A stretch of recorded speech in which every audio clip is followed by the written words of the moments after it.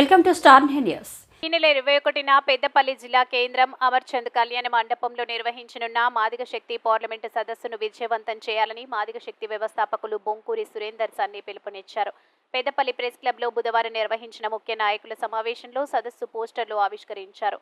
ఈ సందర్భంగా సన్ని మాట్లాడుతూ అంబేద్కర్ రాజ్యాంగంలో పొందుపరిచిన హక్కుల ద్వారా ప్రజలందరూ ఆత్మగౌరవం, సమాన హక్కులతో కుల, మత, ప్రాంతీయ విభేదాలు లేకుండా సోదర భావంతో జీవించాలని తెలియజేశారు.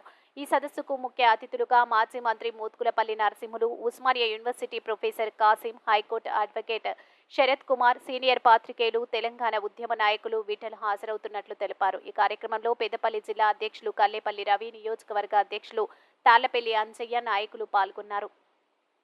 పెద్దపల్లి పార్లమెంటు పరిధిలోని ప్రజలందరికీ తొలి ఏకాదశి శుభాకాంక్షలు తెలియజేస్తున్నాం. మరి డాక్టర్ బాబాసాహెబ్ అంబేద్కర్ గారు కల్పించినటువంటి రాజకీయ రిజర్వేషన్లు నేడు అందరికీ సమాన స్థాయిలో అందవలసిన పరిస్థితులలో ఇన్ని ఉద్యమాలు నడుస్తున్నా ఇంతమంది మేధావి వర్గము గత 30 సంవత్సరాల నుండి మాదిగలకు అన్యాయం జరుగుతుందని మరి ఎంతో ఉద్యమాలు జరుగుతున్నప్పటికీ కూడా మరి మొన్న జరిగినటువంటి పార్లమెంట్ ఎన్నికల్లో కూడా మాదిగలకు మొండి చేయి చూపడం జరిగింది.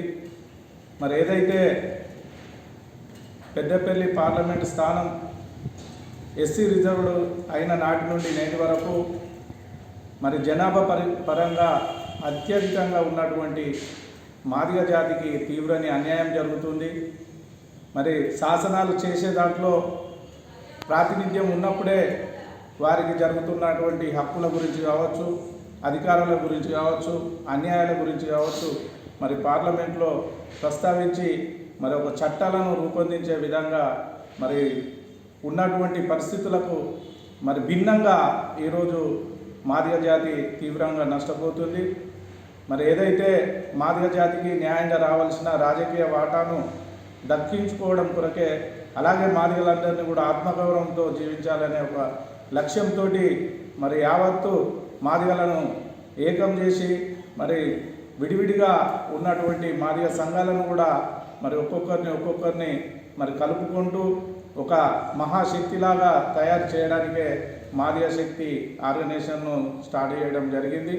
మరి అందులో భాగంగానే ఈ నెల 21న జిల్లా కేంద్రంలోని అమర్చంద్ కళ్యాణ మండపంలో మరి 12 గంటల నుండి కమాన్ చౌరస్తా నుండి ర్యాలీ మొదలుకొని మరి సాయంత్రం 5 గంటల వరకు అమర్చంద్ కళ్యాణ మండపంలో నిర్వహిస్తున్నటువంటి మాదిగ సదస్సుకు మరి పెద్దలు, గౌరవనీయులు, మరి ఉమ్మడి ఆంధ్రప్రదేశ్ రాష్ట్రంలో మరి మాదిగల గురించి గొంతెత్తినటువంటి పెద్దలు, గౌరవనీయులు మోత్కుపల్లి నరసింహులు గారు, మాజీ మంత్రివర్యులు, అలాగే శరత్ కుమార్ గారు అడ్వకేటు, మరి వారు కూడా మాదిగల పక్షాన గొంతెత్తడానికి వారు, అలాగే గాలి వినోద్ కుమార్ గారు, తెలంగాణ విఠల్ గారు, మరి బక్కా జడ్సన్ గారు, మరి ఇలాంటి మేధావులందరూ కూడా మన పెద్దపల్లికి వస్తున్నటువంటి పరిస్థితులలో మరి పెద్దపల్లి పార్లమెంటులో ఉన్నటువంటి మాదిగలందరూ కూడా మరి రాజకీయాలకు అతీతంగా మరి సదస్సులో పాల్గొనగలరని,